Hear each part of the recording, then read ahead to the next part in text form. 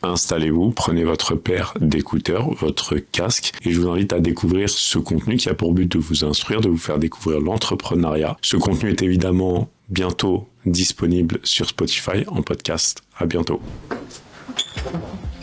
Salut Jonathan, ça va? Ça va?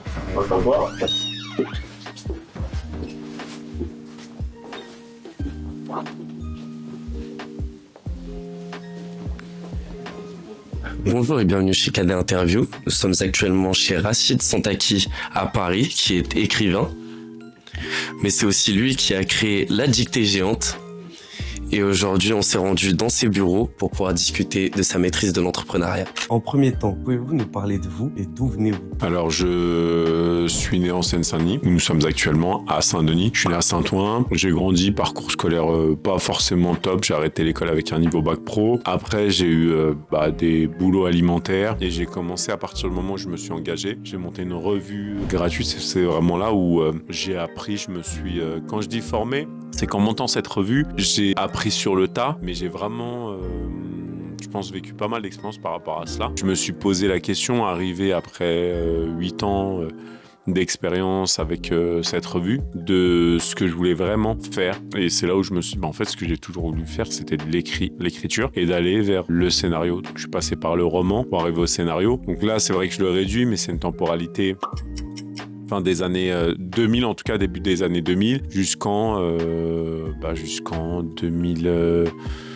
2010. Entre 2010 et 2024, j'ai publié pas mal de romans, j'ai travaillé sur des projets audiovisuels et en parallèle, j'ai développé La Dictée Géante. Donc voilà un peu mon parcours professionnel. Aujourd'hui, on compte davantage se focaliser sur La Dictée Géante.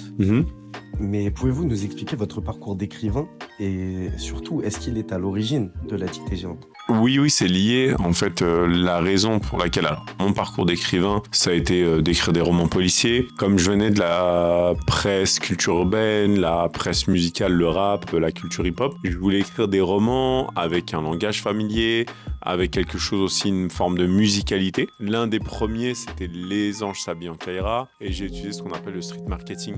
Pour cela, j'ai fait de l'affichage sauvage, un total covering. Pour le deuxième, qui s'appelle Des chiffres et des litres, Mike Taylor a fait un morceau qu'on a clippé, etc., etc. Donc j'ai beaucoup utilisé les codes de la culture hip-hop, culture urbaine, pour faire la promotion de mes romans. Et cette casquette d'auteur m'a amené à développer La Dictée Géante, mais sans forcément savoir ce que ça allait, l'ampleur que ça allait prendre. Et la première dictée géante, elle a eu lieu le 31 août 2013. Et c'est vrai qu'après cette première dictée, avec plein de péripéties, parce qu'on a essayé de rassembler 50 personnes, on a eu 250 participants, on a annoncé qu'on faisait gagner une paire de Jordan, donc c'est ce qui a mobilisé beaucoup de monde. L'activité d'auteur et La Dictée Géante sont liés, et c'est le fait d'avoir un lien avec les mots qui m'a amené à avoir une légitimité, puis à développer le projet, à lui donner plus de fonds. La Dictée Géante, ça part de qui? Alors ça a commencé en fait à Clichy-sous-Bois. La ville de Clichy-sous-Bois m'a invité pour lire une dictée. Donc j'ai lu cette dictée, j'ai relayé ça sur les réseaux sociaux. Il y a un animateur enfant-jeunesse qui m'a contacté en me disant qu'il me lisait, qu'il suivait ce que je faisais et comment on pouvait monter une dictée. Donc j'ai trouvé un nom, on a initié ensemble ce projet. On a travaillé ensemble pendant 4 ans. À l'époque, ça s'appelait La Dictée des cités. Et au bout d'un moment, en fait, ayant fait le tour du projet et n'étant plus en phase avec cette personne, j'ai commencé à développer La Dictée Géante. Donc voilà un petit peu la jeunesse du projet. Et quel était l'objectif principal?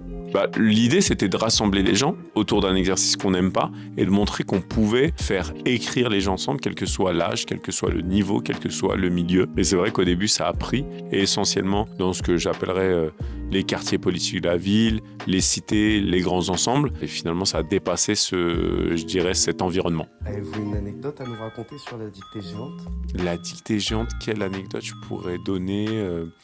J'en ai pas mal d'anecdotes, mais je pense que le plus fort, je trouve, c'est qu'à un moment, j'ai fait des dictées aussi en milieu carcéral. Et franchement, ces moments-là sont hyper touchants parce que les participants sont hyper sensibles aux enjeux autour de l'écriture et de la lecture. Et ce sont des moments forts dans le sens où les gens vous remercient, sont reconnaissants. Donc j'ai pas d'anecdote en particulier. Je vois que les gens sont vraiment ravis de faire une dictée, de voir qu'elle n'est pas notée et de s'amuser avec ça. Nous vous avons écouté du coup sur l'entrepreneuriat vis-à-vis de vous, mais pouvez-vous nous donner votre avis général sur l'entrepreneuriat? L'entrepreneuriat, je pense que les gens qui entreprennent sont des gens qui ont cette fibre, des gens qui vont aller de l'avant, qui malgré les chutes vont réadapter leur projet, essayer de le faire vivre, de le défendre. Après, je pense qu'il y a plein de réussites, mais l'entrepreneuriat, je vous donne un exemple. Je connais une enseigne qui s'appelle Saint-Honoré. Saint-Honoré, en fait, c'est une enseigne de boulangerie-pâtisserie. Et celui qui a entrepris ce projet-là, je trouve qu'en termes d'entrepreneuriat, il est parti d'un point ou deux. Il n'était pas de ce milieu-là, il s'est formé, il a développé. C'est l'exemple même des entrepreneurs. Donc, il y a vraiment plein de profils, certains qui développent le projet. Et on a aussi les coulisses d'un projet. Quand on entreprend, en fait, c'est beaucoup de travail. C'est aussi les relations et les ressources humaines. Et c'est parfois aussi une activité qui peut se trouver changée et qu'il faut réadapter en fonction du contexte. La dictée géante, du coup, ça vous prend beaucoup de temps. Mais combien de temps ça vous prend par jour, par exemple? Juste la dictée géante. La dictée géante, en fait, ce qu'on ne voit pas forcément, il y a l'animation de la dictée, mais il y a des ateliers, il y a une programmation, il y a des rendez-vous, il y a les contacts avec les collectivités, l'aspect trésorerie aussi. Pour moi, ce sont des journées où je commence à 7 heures, et parfois ça peut s'arrêter à 18 heures. C'est 10-11 heures par jour d'investissement humain dans la dictée, sans compter les gens avec qui je travaille. Parfois, l'entrepreneur a du mal à faire accepter son choix à sa famille en général. Comment, de votre côté, vous avez vécu cette situation? Je pense que si on n'a pas le soutien et l'aide de sa famille, ça veut dire que c'est une charge en plus, une charge mentale, c'est une contrainte. Pour ma part, j'ai forcément le soutien de ma famille dans le sens où c'est important de pouvoir avoir un environnement dans lequel le projet il est accueilli et soutenu d'une manière ou d'une autre. Et c'est pour ma part, j'ai cette chance. Mais c'est vrai que tous les entrepreneurs n'ont pas forcément un environnement familial qui va les accompagner. Certains, je pense, doivent avoir des reproches sur le fait d'être peut-être parfois trop investi. Parce que quand on mène un projet, c'est pas un projet, on arrive au bureau à 9h et on repart à 16h ou 17h. C'est un projet où avant de se coucher, on se rappelle qu'il y a telle chose à faire.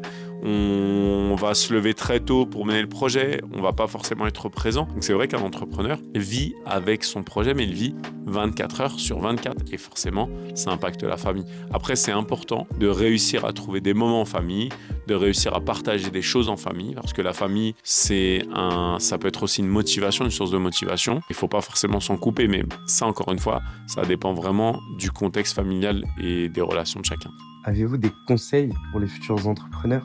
Les conseils peuvent être variés. C'est vrai que si on pose des questions, j'aurai des réponses sur mon expérience. Des entrepreneurs, par définition, sont des gens qui ont envie de porter un projet et qui se battront pour le défendre et qui s'impliqueront et qui le défendront. Après, les projets, les conseils pour des porteurs de projets, ça va être d'essayer de voir déjà la viabilité du projet et de ne pas s'entêter si le projet n'est pas viable. On se nourrit aussi de ces expériences. On peut avoir un premier projet qui ne va pas aboutir. Ça va nous amener à un deuxième projet qui n'aboutira peut-être pas et un troisième. Et pour ma part, c'est le cas. J'ai fait de la presse gratuite. J'étais dans les romans. J'ai fait de l'audiovisuel. Aujourd'hui, ce qui me fait vivre, c'est la dictée. Ce qui me fait vibrer, c'est la dictée. Et c'est, si on compte, au moins le 4e projet. Avant de terminer, je voudrais vous poser une dernière question.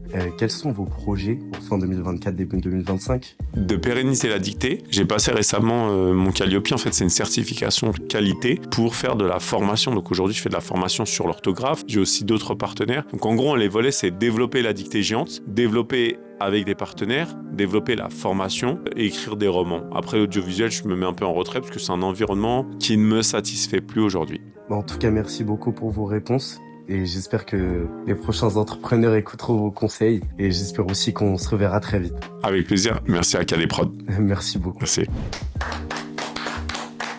Bravo les gars.